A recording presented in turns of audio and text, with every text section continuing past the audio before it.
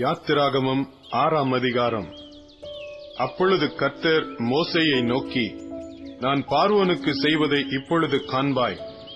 பலத்த கையைக் கண்டு அவர்களை போகவிட்டு, பலத்த கையைக் கண்டு அவர்களை தன் தேசத்திலிருந்து துரத்தி விடுவான் என்றார்.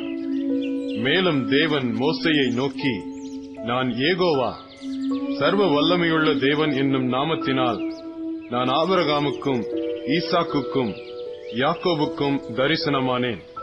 ஆனாலும் யெகோவா என்னும் என் நாமத்தினால் நான் அவர்களுக்கு அறியப்படவில்லை.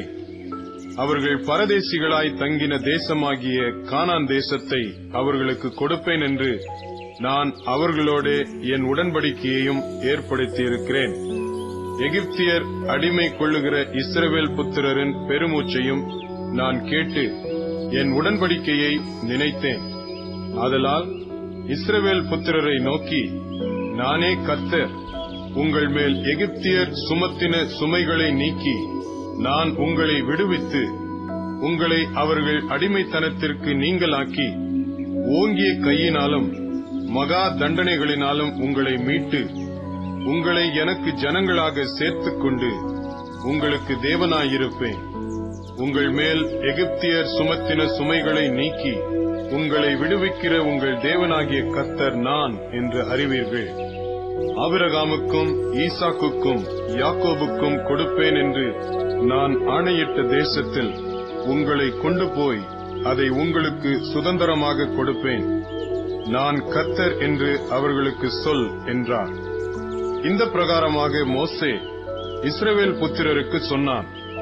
அவர்களோ மனமடிவினாலும் கொடுமையான வேலையினாலும் மோசேக்கு செவிகொடாமற் போனார்கள். பின்பு கர்த்தர் மோசேயை நோக்கி, நீ எகிப்தின் ராஜாவாகிய பார்வோனிடத்தில் போய் அவன் தன் தேசத்திலிருந்து இஸ்ரவேல் புத்திரரை போகவிடும்படி அவனோடே பேசு என்றார்.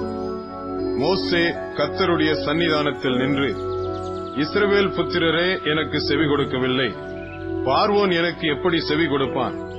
நான் விருத்த சேதனமில்லாத உதடுகள் உள்ளவன் என்றான்.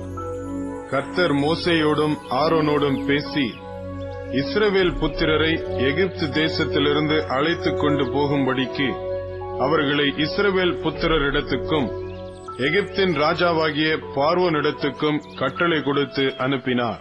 அவர்களுடைய பிதாக்கள் வீட்டாரின் தலைவர் யாரென்றால், இஸ்ரவேலுக்கு முதல் பிறந்தவனாகிய ரூபனுடைய குமாரர் ஆனோக்கு, பல்லு, எஸ்ரோன், கர்மி. இவர்கள் ரூபனுடைய வம்சங்களின் தலைவர்.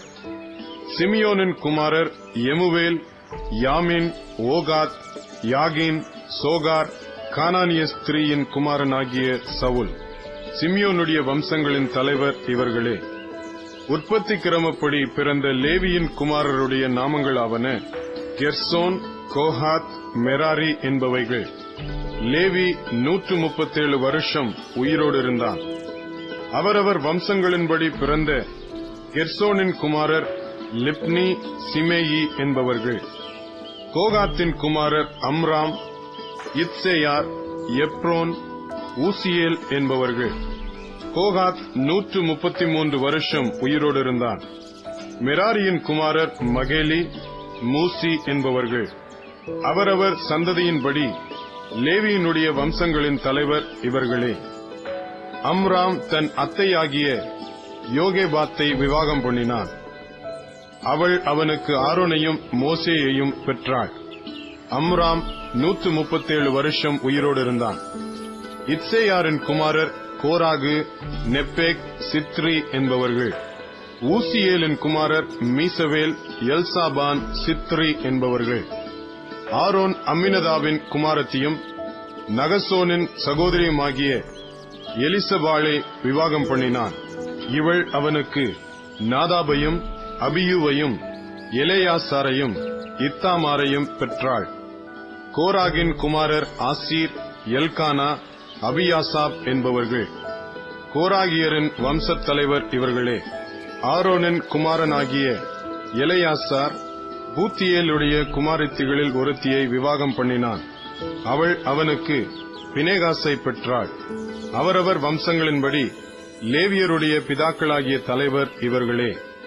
இஸ்ரவேல் புத்திரரை அணி அணியாய் எகிப்து தேசத்திலிருந்து நடத்தி கொண்டு போவதற்கு கர்த்தரால் கட்டளை பெற்ற ஆரோனும் மோசேயும் இவர்களே. இஸ்ரவேல் புத்திரரை எகிப்திலிருந்து நடத்தி கொண்டு போவதற்கு எகிப்தின் ராஜாவாகிய பார்வோனோடே பேசின மோசேயும் ஆரோனும் இவர்களே. கர்த்தர் எகிப்து தேசத்திலே மோசேயோடே பேசின நாளில் கர்த்தர் மோசேயை நோக்கி, நானே கர்த்தர், நான் உன்னோடே சொல்லுகிறவைகளை எல்லாம் நீ எகிப்து ராஜாவாகிய பார்வோனுக்கு சொல் என்று சொன்னபோது, மோசே கர்த்தருடைய சந்நிதானத்தில், நான் விருத்த சேதனம் இல்லாத உதடுகளுள்ளவன், பார்வோன் எனக்கு எப்படி செவி கொடுப்பான் என்றான்.